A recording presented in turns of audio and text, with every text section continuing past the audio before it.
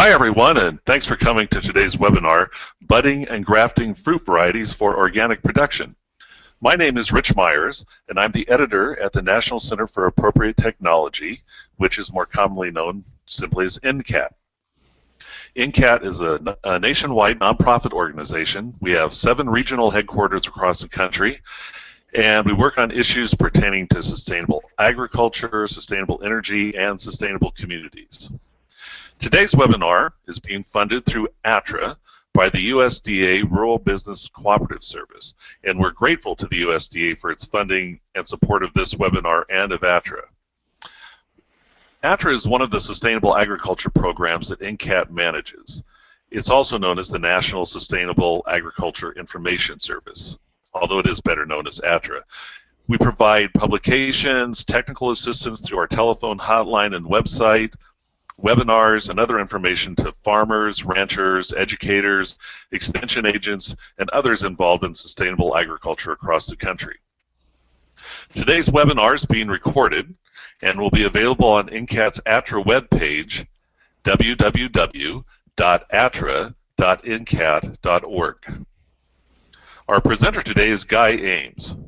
As a horticulture specialist at NCAT, Guy helps farmers, especially fruit growers, be the most environmentally sound growers they can while maintaining a sustainable income. Guy has a bachelor's degree in history and English and a master's of science in horticulture. In the past, Guy's been a professional nurseryman and orchardist, as well as a technical writer in the area of sustainable fruit production.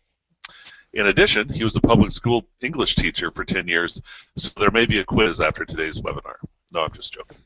But anyway, today Guy will be discussing the need for regionally and locally adapted fruit crops and how filling that need could benefit organic fruit growers and provide a decent on-farm income for detail-oriented farmers and nurserymen. Guy is also going to be discussing fruit plant propagation, including grafting, budding, cuttings, and other forms of asexual propagation. As you're listening to today's webinar, you can see on your screen that there's a field where you can type in any questions you might have. And I'm going to be monitoring those, and I'll gather them up, kind of sort them out, and have Guy answer as many as we have time for at the end of his presentation. But don't be shy about asking questions. Chances are we're not going to be able to get to all of them during the webinar, but we will get back to you via email to answer your questions in days to come. And also, before we begin, I just want to remind our viewers out there to take a few minutes to complete the survey that you'll see on your screen after we close the presentation today. In fact, we always welcome your questions to ATRA. You're welcome to call our toll-free technical assistance line at 1-800-346-9140.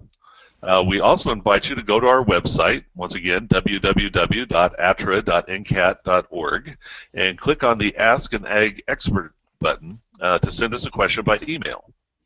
And don't worry about it if you didn't get that phone number or website when I said it there. They will be on your screen at the end of the webinar. And we respond to all the questions we receive, and this is a service that we offer free of charge. So I think it's time to get started on today's webinar, so let me turn things over to Guy. Thank you, Rich. Well, we'll just jump right into it. So we've got 2 main ideas that are interlocked, they're connected here today.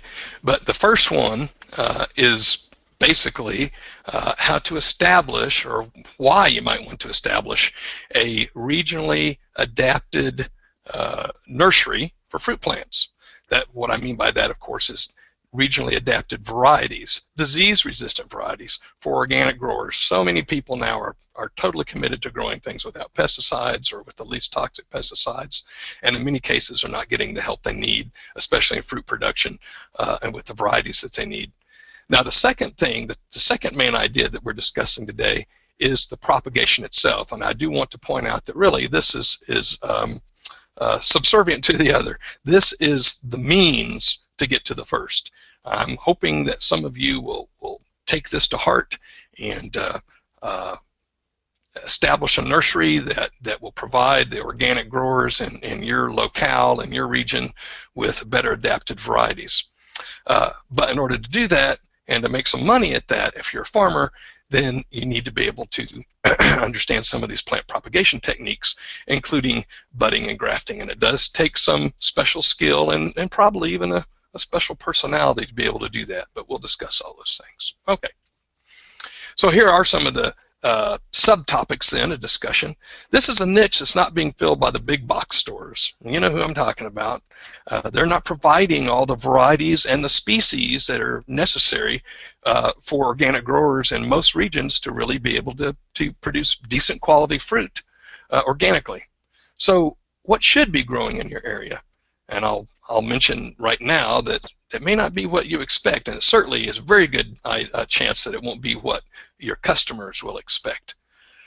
We'll talk a little bit about sustainability of the nursery itself. We'll talk just a tiny bit about economics. The bulk of our discussion today will be plant propagation, and we'll end up talking a little bit about marketing. By the way, the photo on that previous slide was a pawpaw. We can talk a little bit about these varieties, but it'll mostly have to be in the question and answer session. All right, so here's the situation as I see it now. Diseases and insects are always out of control. You know, they need to feed too, they have their own imperatives, and they're going to do it. And if you're trying to grow organically, the organic controls are often very expensive. We have a lot of different climates and soils in this large country. And these big box stores just are offering generic varieties, or often they're offering the varieties that consumers have gotten used to in the grocery stores. So they come back and then try to sell, you know, maybe a Thompson seedless grape or a Bartlett pear to growers, to home growers especially. And that may not be what they need at all. And then the mail order nurseries, some of the large ones especially, are sometimes they're often too generic too, or they don't give enough locale specific information to really help organic growers. So growers need the right plant for regional conditions, and that's part of the niche here. The big box stores, which is where most people shop, they're not meeting that niche, getting the right plant for regional conditions, especially for organic growers who, you know, are going to use very few sprays or none at all. Here's a solution. Grow regionally adapted fruit plants that can be grown with organic methods or no sprays at all. And I want to say here, here's a photo of an Asian persimmon. And I mentioned earlier that your customers may not recognize the plants that they can truly grow without sprays. And so there's going to be an educational component to this for you, you know, to tell the people that are committed in your area to growing organically. You know, down here in Arkansas, where I live, it may be that apples really aren't going to be a choice at all. Peaches and a lot of the other things in the genus Prunus, peaches, plums, things like that, very, very difficult to grow organically in the southeast, and most of these for that matter. And we're going to put those on the right rootstocks, and that's what we're going to talk about when we get into the budding and grafting.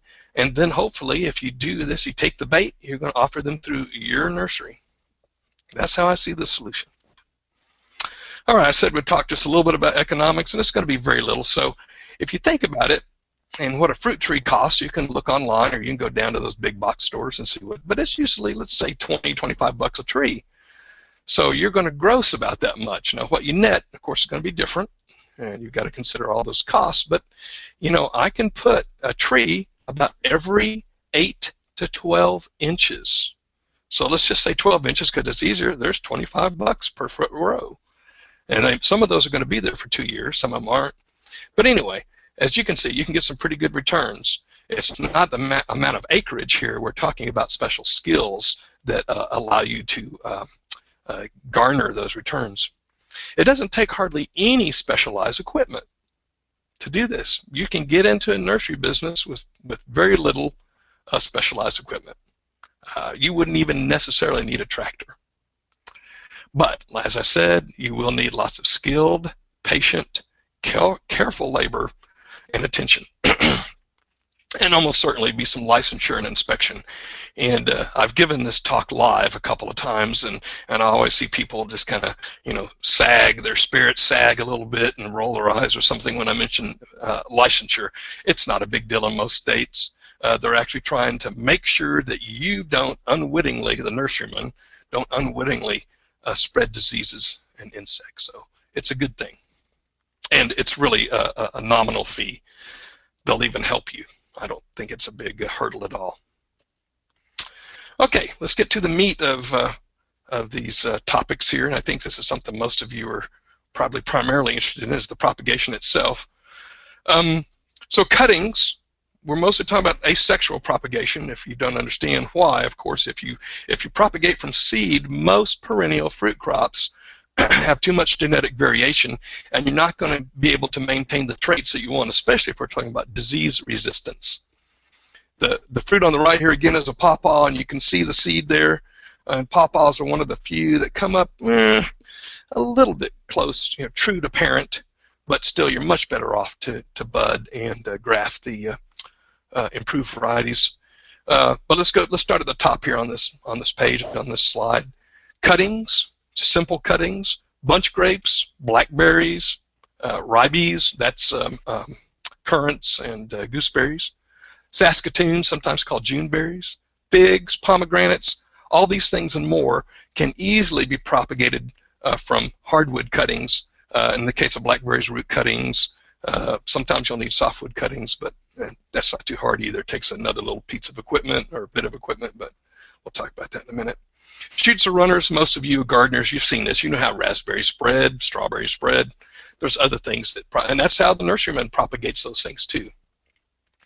By the way, I'll mention here that in a few cases, the nursery trade, the big boys, have figured out how to mechanize this. So strawberries, for instance, it doesn't make a whole lot of sense for you to be propagating strawberries at home because they've figured out how to mechanize it.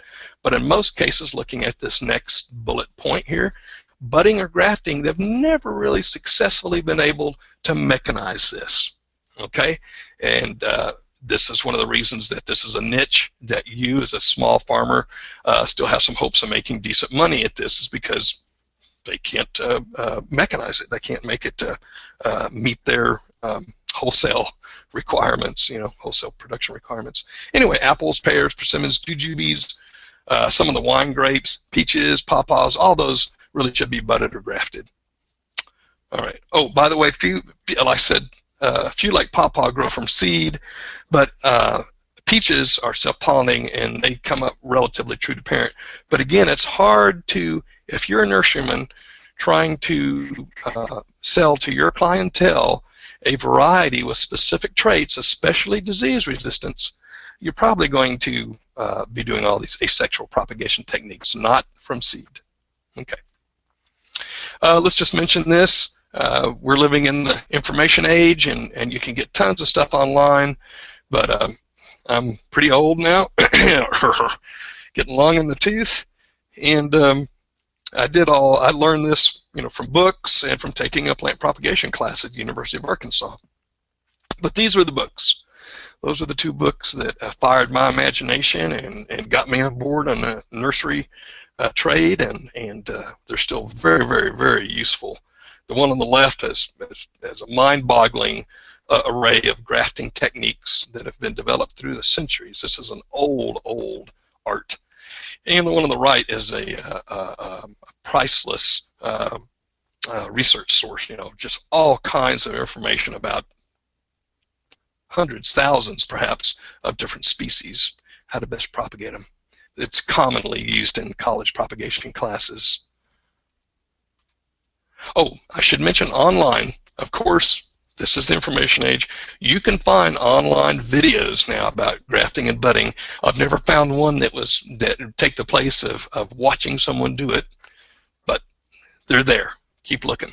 All right, let's talk just for a couple of slides worth about sustainability of these of different types of nursery production, and the two main categories I'm talking about here, container versus field production. Most of you think about nurseries, if you go down to a retail nursery in your neighborhood, it's a container, and a lot of that is because they've already bought it from another wholesaler who's done the main propagation. But anyway, let's look at the some of the issues that relate to sustainability. If you're using container type production, you've got to purchase your soil media. The reason for that is you're going to be selling that potted plant to a customer. You cannot sell, the nursery inspection people won't let you, and you don't want to sell to your customer a plant that might be compromised in some way with the soil-borne disease. So you have to purchase or some way have sterile media so that you're not spreading soil-borne diseases. Purchase plastic pots. There's more water necessary because the pot is sitting above ground. There's a very restricted root zone, so you're going to have to supply more water. There's increased shipping costs if you ship that way. If you get into the shipping aspect of this nursery production, because it's heavier. On the pro side, there's some reduced chance of soil-borne disease for the same reason I mentioned earlier. You're using sterile media and it's not in contact with the soil. And you can control the root growth, which is usually a benefit. Not always, but in most cases it's going to be a benefit to you. Field production, there's me. Here I am, the old coot out in my field. This is it's hard to tell right there from that picture, but I'd reckon in that very small space you can see there's something approaching something between 100 and probably about 150 trees. I know these 3 or 4 rows right there. So there's somewhere between 150, almost 200 trees right in there. Field production, there's fewer costs up front. You've got some land, I hope. I hope you've got some land if you're considering this. There's some buffering from the soil itself when we're talking about the water needs, the soil temperature, and the fertility. And that's simply because the soil is there in all of its massiveness. And so there's always, the roots can always go down to find a little bit more water. The pots, when they're above the ground, they get pretty hot sometimes, or they can be subject to freezing temperatures. You don't have to worry about that nearly so much if you're doing field production. And of course, the same kind of buffering for fertility. If you're growing in pots, you have to supply every little bit of fertility, whatever's not in the soil mix, you're going to have to do that. When you're doing field production, however, there's some buffering that way. The plants are going to go out and get what they need to some degree. Again, less irrigation, that's a huge thing. Nursery production, horticulture in general is all about water. Shoot, agriculture is all about water.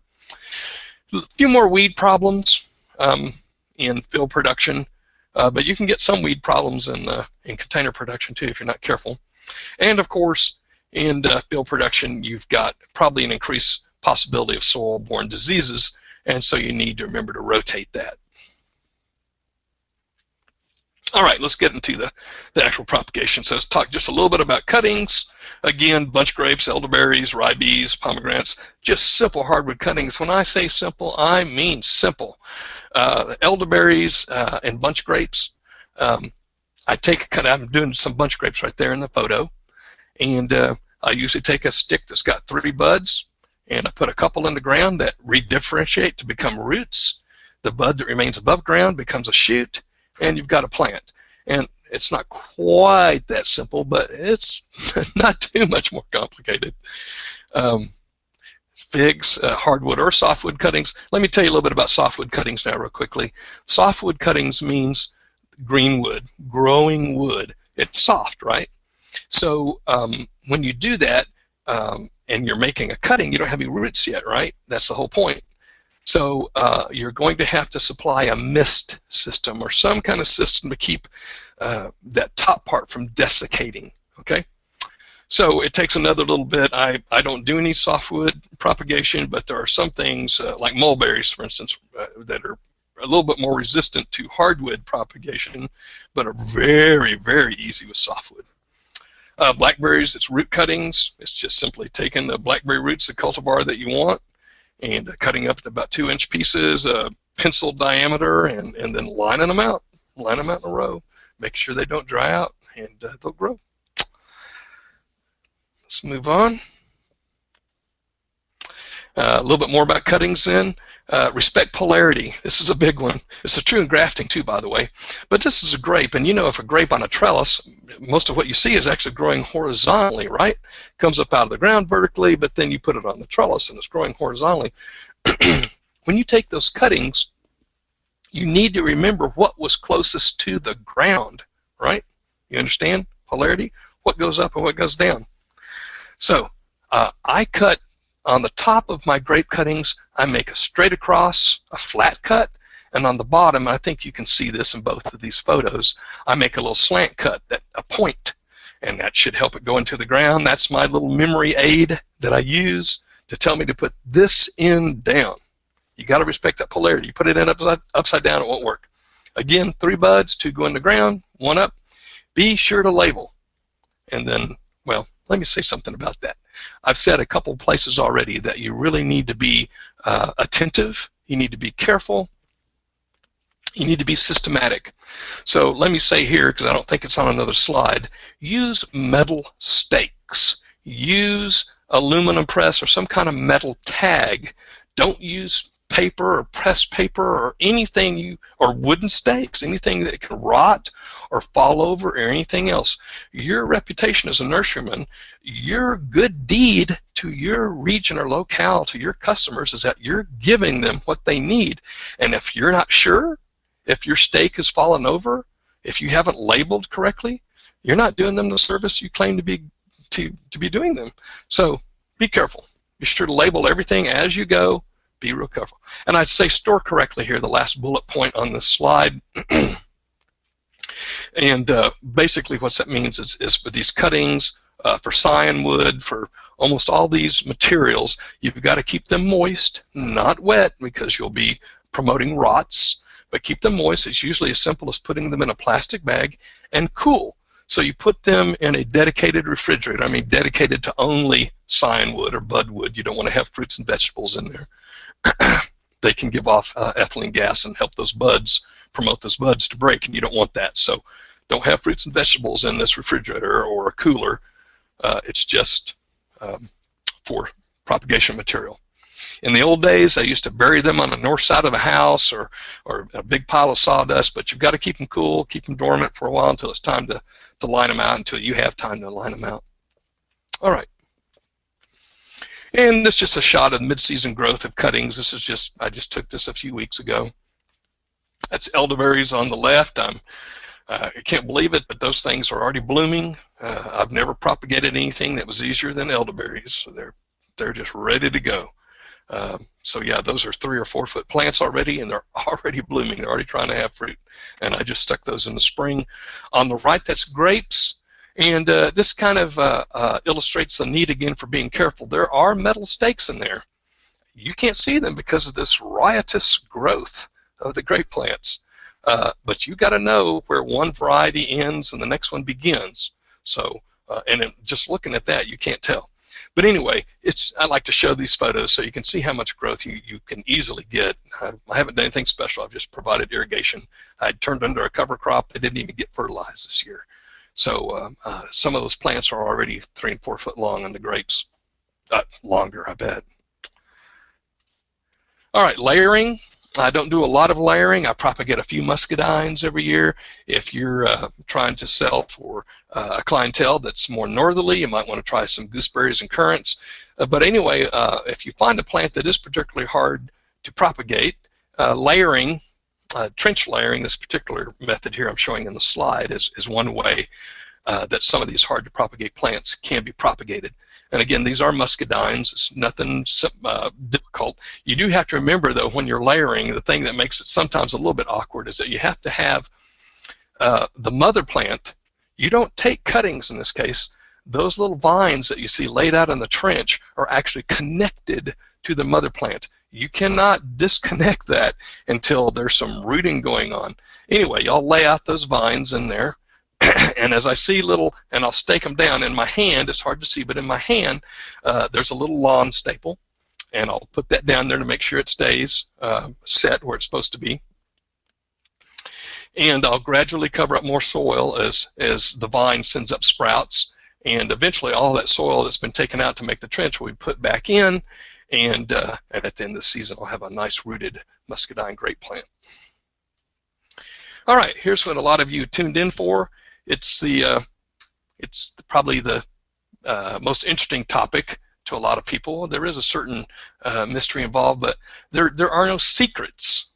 There are no secrets. I'd say here are the two non-secrets. Keep your knife sharp. That doesn't sound like much of a secret. It's not. Keep your knife sharp. And the other secret, not a secret, is practice. Practice, practice, practice. I've given a few workshops in the past, and people just, they usually pronounce themselves worthy or not worthy of the information. I can do this or I can't do this.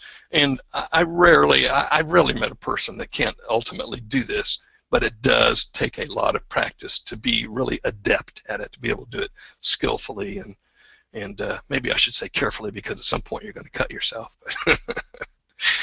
Let's see. Requires attention to detail.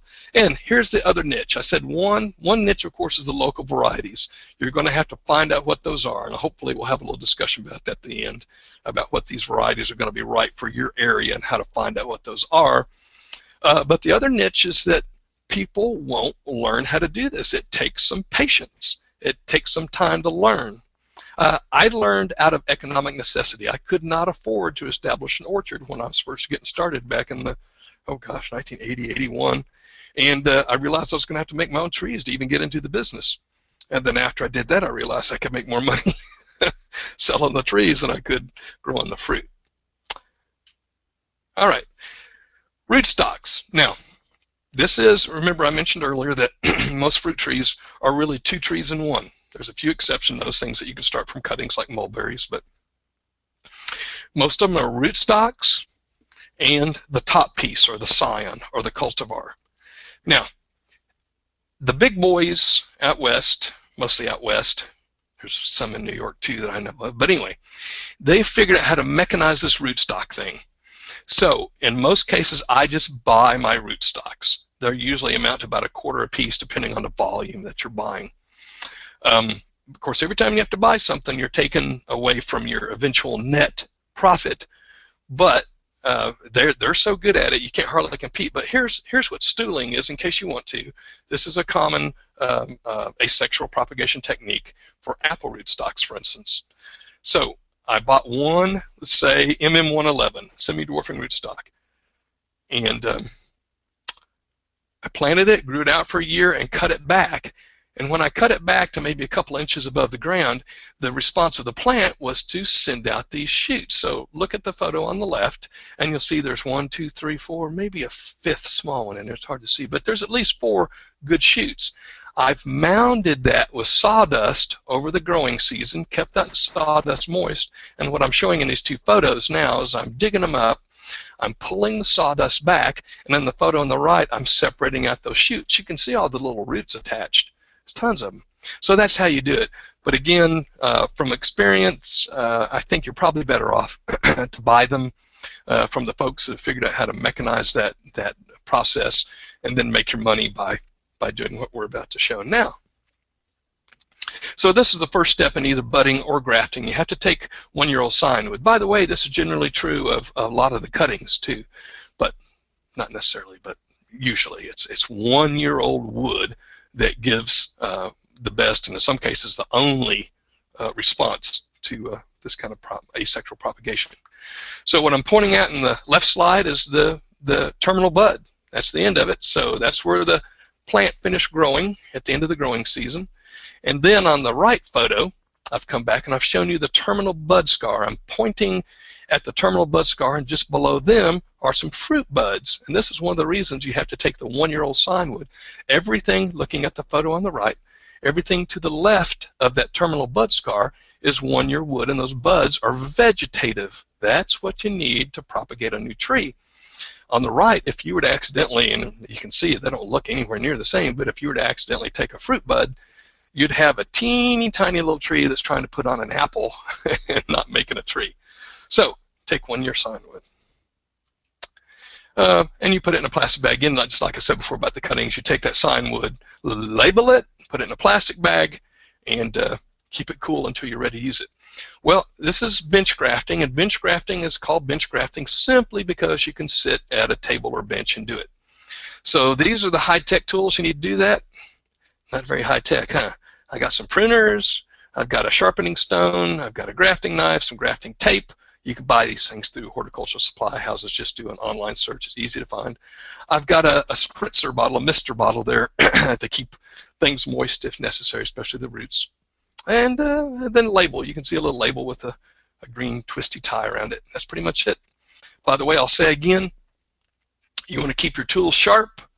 The way people have accidents is by straining and struggling to pull that knife through the wood. Keep it sharp so you get smooth, easy cuts. Okay, the first step after that, we're going to match up the Scion and the rootstock diameter. This is pretty important. It's not overwhelming importance, but it's in the end, the more cambium you're able to line up, the better your chances of success are. So, as you'll see in a minute, you'll get the most cambium alignment from the stock and the Scion if they're pretty close in size. First cut in the whip and tongue graft, that's the most common one. It's pretty easy. The first cut has to be a single, smooth cut. Just pull through. Now, if you look at that photo on the left, you're probably just sure that I'm about just to slice my thumb wide open. I assure you, I've done well, I tried to figure this out. We'll be conservative. I've done tens of thousands of trees, and I haven't cut my thumb after the first year or so. And one of the reasons for I'm actually pulling. I'm not pulling. I'm pulling with my arm, with my shoulder, and it's coming through the wood. Anyway. It'd be great if you could find someone to show you this in person. The YouTube videos, some of those are pretty good, but the photo on the right shows what you're looking for. Again, you can't rock. You can't take multiple cuts through there. It has to be one single smooth pull through the wood. Okay. And then the second cut is the tongue. You can rock a little bit there. It's not so important there. All you're trying to do with the tongue is you're creating a mechanism that the two pieces are going to hold themselves together. This is probably a pretty good place to show you the rind and the cambium. So if you look, you can see the bark there on that young tree or piece of Scion. I'm not sure which it is. and then the darker green line just inside the regular bark is the rind, and the cambium is part of that, and that's the xylem and phloem. Okay, you've got to get that cambium to match up as best you can in this graft. You interlock those tongues, the Scion piece and the rootstock. You try to maximize that cambial contact. Try to get that rind, you know, as aligned as possible. Let's go back to that slide just a second.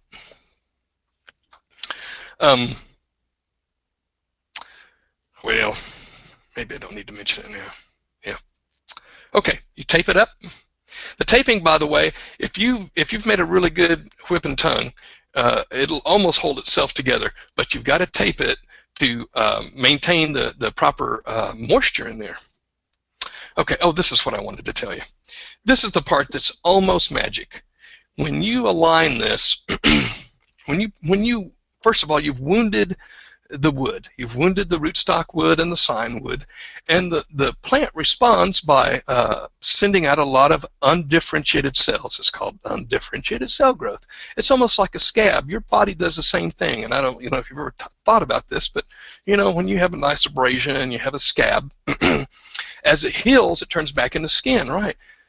And your skin is multiple layers.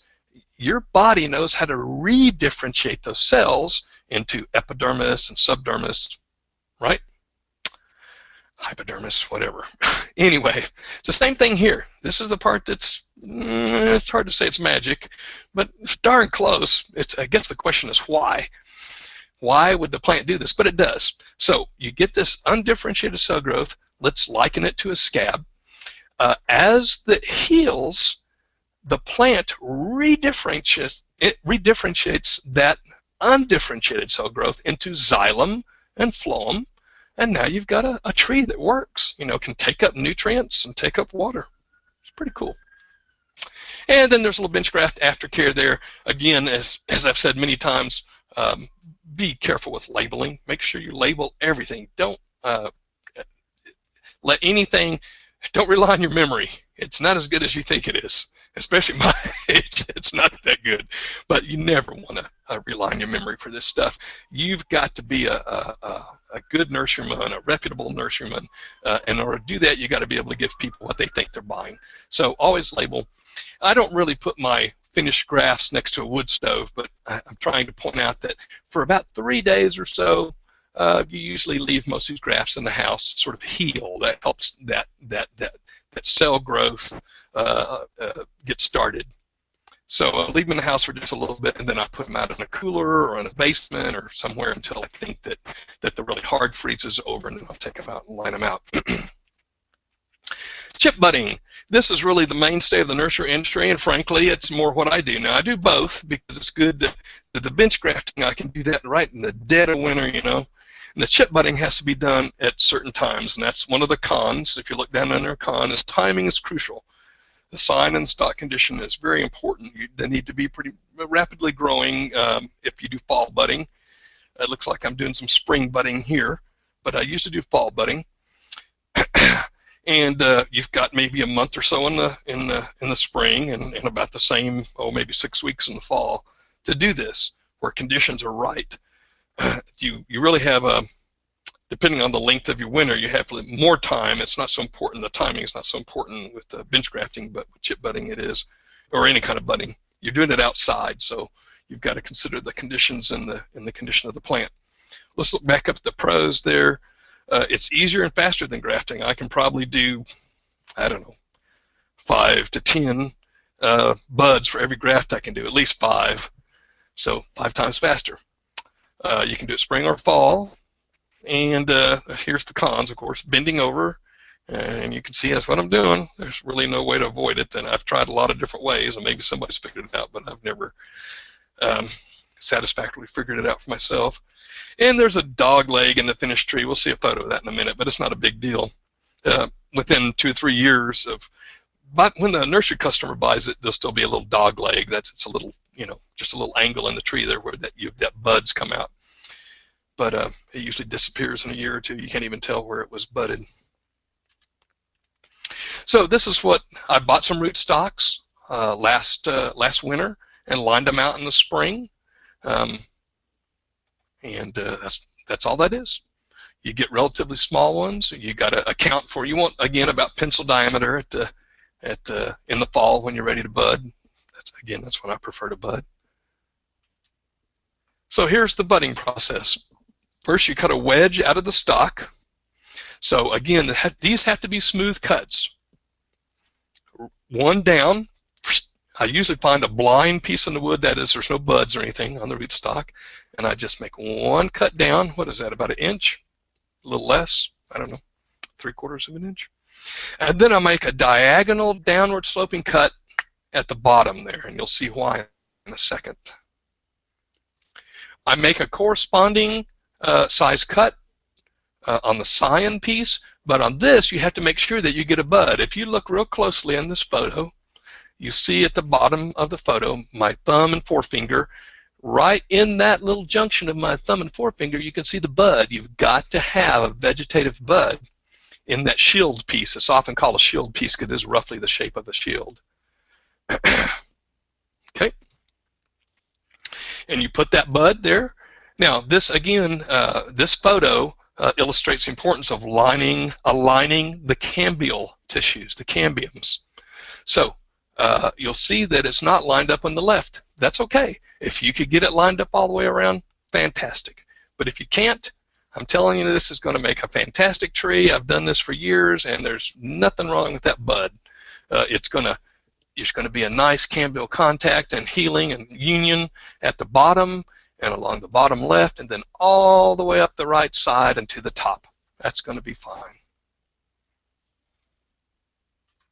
And then you wrap, and there's different wrapping materials. I've used this old just plastic ribbon. Again, you buy it from a horticultural supply house. I use Ames Leonard a lot, but there's a ton of them. You just do an online search. Budding rubbers, if the diameter of the stock is kind of nice and small, there's these pre-cut budding rubbers. They look like double-ended rubber bands that aren't a band, you know. Anyway, that works great. It's real fast. Some people are using, I think it started off as a veterinary material, but anyway, it's kind of a pliable plastic. You can put that over. If you look in these, in books, online, you'll find a lot of different ways to cover that up. But you've got to cover it up with something that's relatively impermeable. It's going to be plastic or rubber, probably. And because you can't let that desiccate. You can't let it dry out. And there's what a finished one looks like. You can see that hopeful little bud sticking out there. You don't have to leave that bud sticking out, by the way, if you do have a bud like that. You can cover it up because you're going to come back at some point and cut that plastic off. So this has been cut back now. I do fall budding. If you fall bud, you cut back in the late winter or spring. So I did those buds, let's say mid-September through mid-October or so. That's still down here in Arkansas, plenty of time for that bud to heal in. And I let it sit in the rootstock through the whole winter. And then come maybe February or March, I'll come and cut back the rootstock to the bud. I cut down to just above the bud, cut it off. That also usually cuts the plastic, and then I just kind of pull off the plastic, and this thing is ready to go. Looks pretty nice, doesn't it? I'm impressed. If you spring bud, if you do this in spring, I'll tell you real quickly what the conditions have to be. Scion has to be dormant. You've taken Scion and you've kept it in a dedicated refrigerator or something, and you've come out right about the time that the rootstocks are showing life. You can do it later too, as long as your Scion is dormant. It's not too important, but you wait until the rootstocks are active. Then you put in your buds, you wrap it, and you wait about 2 to 4 weeks, and then you cut back to the bud again, that forces the growth out through that bud, which is going to give you the fruit tree that you want. Now, this bottom bullet point, it says disbud the rootstock through the growing season. What that means is that the rootstock, when you cut it back, it's going to try to break bud all along the rootstock. So if you look right below the inserted bud, you'll see sort of a knobby piece. Those are sometimes called root initials, but also buds, vegetative shoots will come from those. So you've got to rub them off, because what you want is a finished tree that is not the rootstock. You don't want to sell your customer a rootstock or a bunch of sprouts. You want to sell them a single trunked tree that has come from this bud that you inserted, not from shoots from the rootstock itself. So you have to go down throughout the growing season quite a bit at first, and early in the growing season, maybe in May. You may do it 3 or 4 times in May and rub off all those shoots. It doesn't take long. It's easy. And here's just a quick photo. There's the dog leg I was talking about in the photo on the left. You can easily see where the bud had been inserted. Now you force that growth out through the bud, and that's what it looks like. Pretty cool, huh? And then on the right, there's the row again. You can see I've only got them 8 to 12 inches apart. I don't think there's much else to see in that photo. All right, we're nearly done here. Marketing. Now this photo on the left, I think it's 1996, 94. Yeah, ancient history. But I went out of my way to make sure that people understood, what I was trying to do. I was trying to produce fruit plants for the Ozarks, not for California, not for New York City, for the Ozarks. This particular article happened to be in Rural Arkansas, which is the Rural Electric Cooperative magazine. I got more response from that article and then subsequent little classifieds in the back than almost anything else that I ever tried in the print media anyway. Okay, but I'm jumping around on these bullets here, but let's acknowledge from the start that internet and social media is dominant these days, and by golly, that makes things so much easier. I love it. I'm not one of those old codgers that, I don't want to deal with all this newfangled stuff. Nope, it's good. This is good. You can meet the customers that want what you have. So it's a lot easier. I've got a Facebook site and I have a website. You can buy ad space. You can buy ad space online, but especially print media. But make sure you really target it. we were mentioned back in the day in Mother Earth News. It'd give us a little bump in sales. Organic gardening, a little bit bigger bump in sales. I was in a magazine that I used to love, Coevolution Quarterly. I thought that would assure my fame and fortune. It did not. Make sure that your ad space, if you're going to spend money, make sure it's really targeted. One of the best buys we ever made was here in these rural electric cooperative magazines, because those go out to people that already have a little bit of land. They want to buy fruit trees. But the other one was Troy Built Owner News. You know, Troy Built tillers. And that was just a complete accident. We were swamped when we ended up in that thing, because those people that buy Troy Built tillers are committed gardeners. Anyway, still, I think you're better off using internet and social media. But even if you write your own press and put it on try to get it on one of these websites for Troy Built Owner News, that'd be good too. Write your own press. You can afford to hire a writer anyway. You're doing all this your own, and you know it better than anybody else. Get it right, and get somebody to look over it. Former English teacher, right? And but write your own press if you're going to do something like that. Contact the local press. They've got farm pages and things like that. Look for opportunities to speak. Garden clubs. There's a lot of alternative ag conferences and stuff around. If you know what you're doing, tell folks. Get on the speaker's docket. Tell the extension people. Extension has changed over the years. From when I first got started in the late 70s, early 80s, they're very sympathetic to this approach now, and they want to know that you exist because they're serving the same people that you want to serve. So let them know that you're out there, and they will they'll sing your praises. They'll help you find customers. All right, what else we got here? Here's some other ideas. That was our old catalog. We have an online thing now, but that's our old catalog. I'm particularly fond of the artwork done by Miss Jacqueline Froelich, but a Fruit for the Ozarks. Love it. You can buy from others to round out your offerings. So especially when you're getting started, let's say you want to serve gardeners, and gardeners usually want to grow more than just apple trees or pear trees. You could buy from somebody else. Of course, every time you have to buy something, you've taken away from your eventual net profit. So be careful, know what you're doing, but you can do that to give yourself a fuller array of offerings, and people like that, especially gardeners, homesteaders. Have examples and photos of each fruit plant growing on your own place. If you're telling your customers that you know what's right for them, what grows well, you better have it grow on your place, or at least have a friend or something that you can point to and say, yeah, these guys are growing it. Does great here. Okay. At the very least, have some photos. We sell at the farmers market. We sell fruit at the farmers market. We sell our trees too, but we sell at the Fayetteville farmers market. And having that fruit there is a great marketing for our nursery.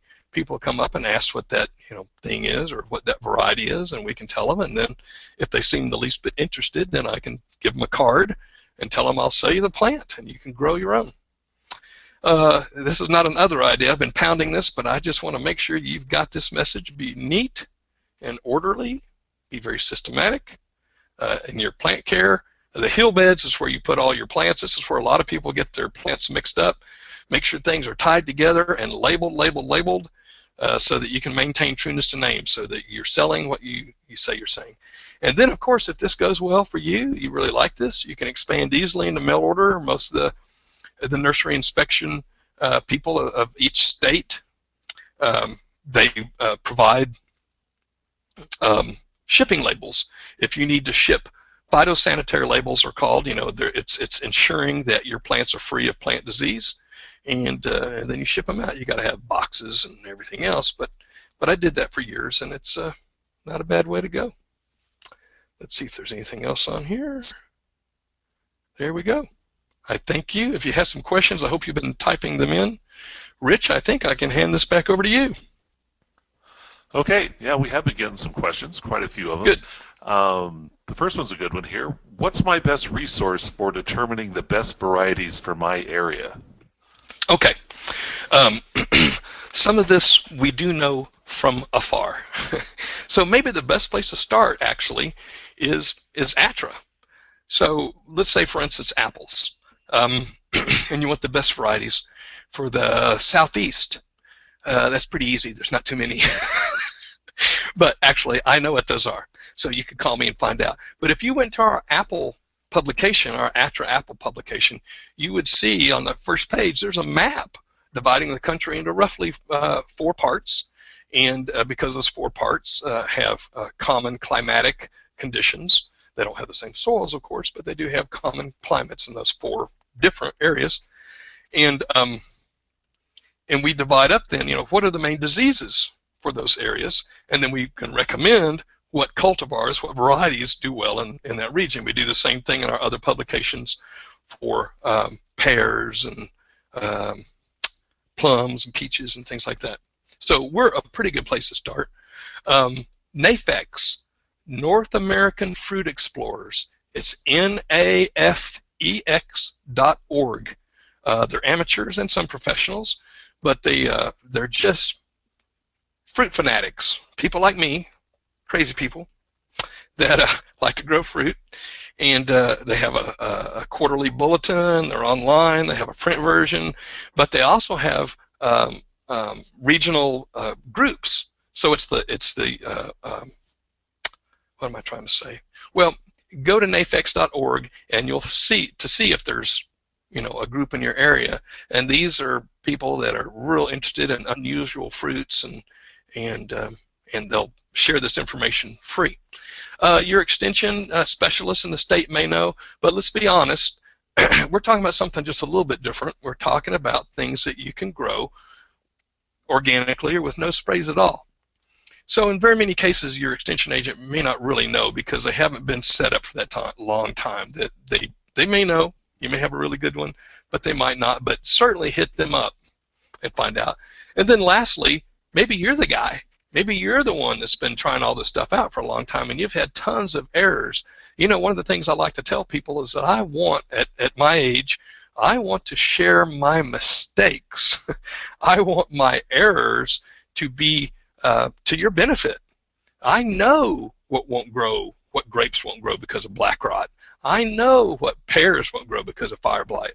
So it may be you, but if it's not you, go to these garden clubs in your area. Just start asking around, and I bet you there's somebody in your area, in your locale, that's going to know. So start with us. Go to nafex.org. But ultimately, it's best to ask around. And of course, everybody's going to do a little experimenting on their own. I'm experimenting with Pakistani mulberries, one of the things that's not doing well. So I'm going to share that information. I hope somebody asks me. I like to share my failures as well as the successes. They're equally important. Hope that answers the question. Next one. Okay, on to the next question. How do whip and tongue grafts compare to chip budding for longevity of the tree? Is the chip bud graft more fragile in a storm or over a 30 to 50 year lifetime? That's a really good question. I'd say in the very first year, the chip buds, I think it'd be the same for most of the other budding techniques. They can blow out. That's the horticultural. That's actually the grower term for it, is blowout. You couldn't have known from looking at my photos, but I actually bud so that bud comes out facing the southwest. That's where the winds come in the summertime. And if I ever get some really bad gusts or something, it's possible. I have never in my 30 years or so of plant propagation had more than 1 or 2 blowouts in a season. It's usually from a dog getting in my nursery and hitting it or something like that. The whip and tongue grafts are a little less likely to do that in the first year, but I'd say after that first year, they're all equal. Everything it's all standard, sturdy. I'd even say the buds, probably even after the first couple of months, there's really not much chance of them blowing out. Not any more of a chance than there is with the graft. I'll put it that way. They're pretty much equal, in other words. Next question. Okay. What about in terms of deer and rodents? How do you prevent damage from them? Well, I can tell you cussing doesn't help. Yeah, I've tried that. And a lot of it. Electric is the best for deer. And I've got lots. I do have some of that 7.5 foot plastic mesh fence that seems to be working really well. I'm not sure, plastic, nylon, fiberglass. I'm not sure what it is, but anyway, it's pretty widely available now at Walmart or online, a lot of different sources, and that's worked well for me.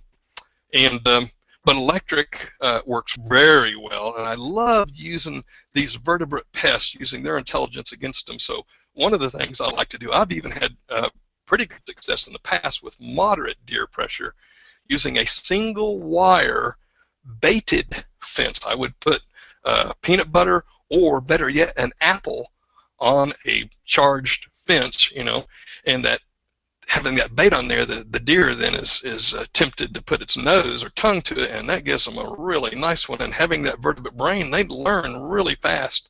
It got to a point where I could throw my apples outside of the fenced-in area, and they wouldn't eat those apples I even threw outside because they had come to associate apples with pain. So mice, oh gosh. I've actually seen a fella up in, I want to say it was Bunker. Oh gosh, I want to say up in Maine. Anyway, he actually has a stocking rate, how many cats to put on his area that he uses. I have a lot of cats. You may have noticed in the photos that I use the fabric mulch as one of my weed barriers. And it's pretty easy for mice and rodents to get under there. And of course, one thing you can do, and I'm not sure what's organically acceptable, but you could put some poison under there, whatever works. But keeping the cats there actually works. And then, of course, just lifting that up. I lift it up at least once a year, destroy any nests I see, just try to make it not easy or nice for them to live there. But the cats actually it's not a bad recommendation to keep a few cats. I can't remember I think it was John Bunker up in Maine, and I can't remember what he said per acre, but maybe it was 5 cats per acre or something. It was a little bit of a joke, but I have about 4 cats in my quarter acre or so of nursery, and I don't have any mice or rodent problems, but I certainly have had those in the past. So it's a good question. It takes multiple approaches. With deer, electric is almost certainly the best. A lot of fence companies now make deer, web fencing that's really for deer, and I've got some of that up, and it seems to be working perfectly. Next. Well, actually, looking at the old clock on the wall there, it looks like that's going to have to be our last question for today. Okay. We've been getting a lot of questions coming rolling in here at the last part of the webinar, and that's great. And like I said before, if we didn't get a chance to answer your questions today, we will get back to you over the course of the next period of time here via email and answer those questions for you. A couple of the questions that came in recently is about where the webinar is going to be posted, and you can see it right there on the screen. It'll be posted in the next few days at the ATRA website at www.atra.ncat.org, and you go on that website and look for a feature called Videos and Webinars, and you'll see the title of this webinar listed there. And also, if other questions occur to you, thinking about the webinar or really about any sort of sustainable agriculture questions, don't hesitate to call our ATRA hotline, which is listed there on the slide also, or use the Ask an Ag Expert function on the ATRA website. You'll see that there. You click on that, and you can send in an email to ask us a question, and those are services that are available free of charge. And while you're on the ATRA website, you might want to check out some of our other webinars and publications. We have more than 400 sustainable agriculture publications. We have databases, lots of other services that you might want to take a look at. So before I let you go, I do want to remind you to please take a few minutes to complete the survey that you'll see come up on your screen immediately after we close here. It helps us make the webinars better, and we appreciate your input. So once again, thanks to Guy, and thanks to all of you for attending today's webinar.